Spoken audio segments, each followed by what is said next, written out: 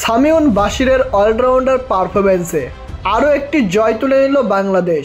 জিম্বাবুয়েতে উন্নত 19 ত্রিদেশীয় ওয়ানডে সিরিজে দক্ষিণ আফ্রিকার বিপক্ষে প্রথম ম্যাচে শামীউন বাশিরের দারুণ ব্যাটিংয়ে জয় পেয়েছে বাংলাদেশ।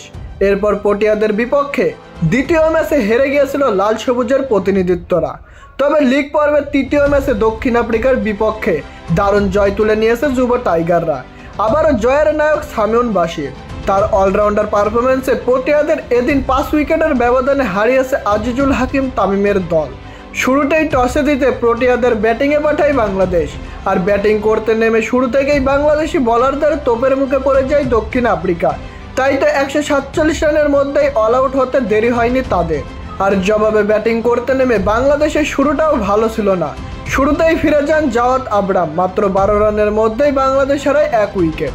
এরপর দেখতে দেখতেই বাংলাদেশের পড়ে যায় 68 রানের মধ্যেই 5 উইকেট।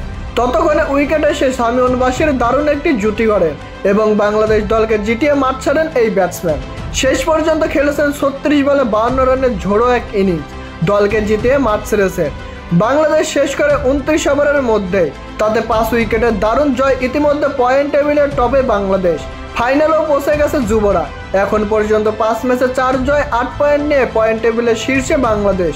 অপরদিকে 8 পয়েন্ট নিয়ে 2 নম্বরে রয়েছে দক্ষিণ আফ্রিকা। স্বাগতিক জিম্বাবুয়ে 5 ম্যাচে জয় 0। তাই তো 10 আগস্ট ফাইনালে মুখোমুখি হচ্ছে বাংলাদেশ ও দক্ষিণ আফ্রিকা।